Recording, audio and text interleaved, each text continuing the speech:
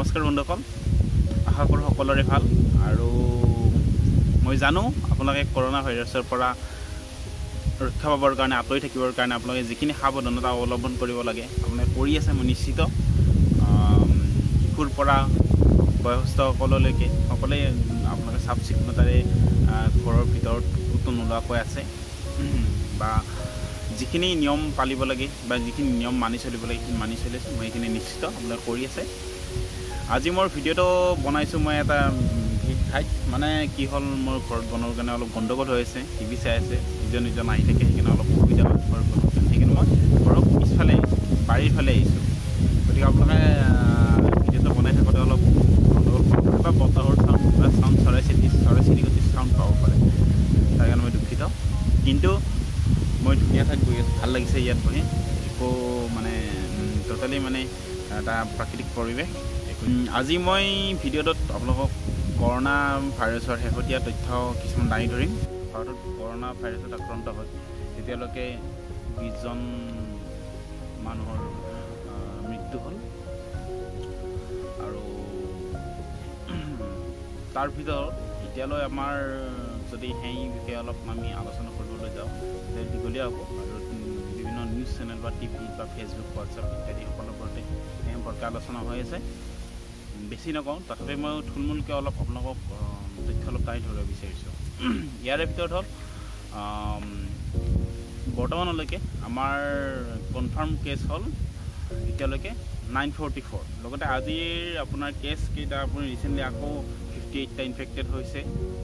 মোৰ বৰ্তমান টাইম হৈছে ঘড়ীৰ 4টা বাজিবৰ হৈছে। এই 4টালৈ কনফাৰ্ম কেছ হ'ল 944 প্লাছ এক্সট্ৰাকৈ 58টো ৰিচেণ্টলি হ'ল। এইটো হয়তো গধূলিলৈ পৰ্টেলত ওলাব বা পৰ্টেলত আপডেট পোৱা যাব।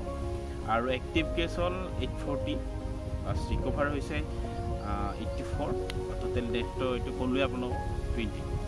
এতিয়া আমি যদি চাওঁ ভাৰতৰ কোনকেইখন ৰাজ্যত আজি নতুন কেছ পোৱা গৈছে, সেইকেইটাই যদি আমি অলপ চকু ফুৰাওঁ তেতিয়াহ'লে গম পাম। মহাৰাষ্ট্ৰ, কৰ্ণাটকা, গুজৰাট, ৰাজস্থান, দিল্লী, UP, তামিলনাডু, জম্মু এণ্ড কাশ্মীৰ, মধ্যপ্ৰদেশ আৰু উত্তৰাখণ্ড, এইকেইখন ৰাষ্ট্ৰত আজি নতুনকৈ সংঘটিত হৈছে। আৰু ইয়াৰে সংখ্যাকেইটা যদি আমি চাওঁ, আমি দেখিম যে মহাৰাষ্ট্ৰত আজি নতুনকৈ সংঘটিত হৈছে 6জন। মই বৰ্তমানলৈকে পোৱা তথ্য অনুসৰি কৈ আছোঁ। আৰু আপোনালোকক এইখিনি এটা মই কথা ক'ব পাহৰিছোঁ। মই যিখিনি তথ্য আজি গোটাই লৈছোঁ আপোনালোকক আগত দাঙি ধৰাৰ কাৰণে, এই তথ্যখিনি পাইছোঁ মই covid19india.org এটা ছাইটৰ পৰা। আপোনালোকে মোৰ তথ্যখিনি যদি আপোনালোকৰ বিশ্বাস নহ'ব পাৰে, আপোনালোকে নিজে গৈ তাৰ পৰা আপডেট লৈ থাকিব পাৰে বা আপোনালোকে জানিব পাৰে।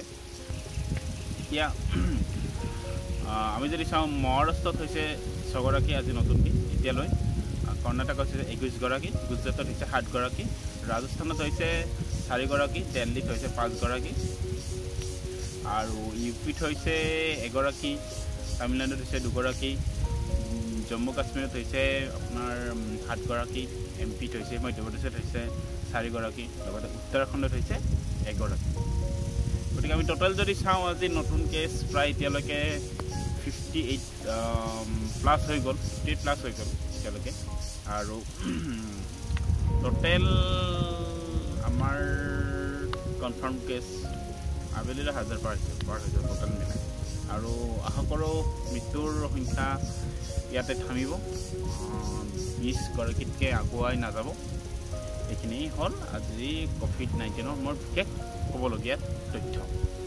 এতিয়া মই আহোঁ, আপোনালোকে কি কৰি আছে? ঘৰতে এনেই বহি আছে, কিতাপ পঢ়িছে নে ফেচবুকত পুৰণি ফটো শ্বেয়াৰ কৰি আছে, কমেণ্ট দি আছে বেলেগৰ ফটো, তেনেকুৱা কাম কৰি আছে? মোৰখিনি কওঁ, মই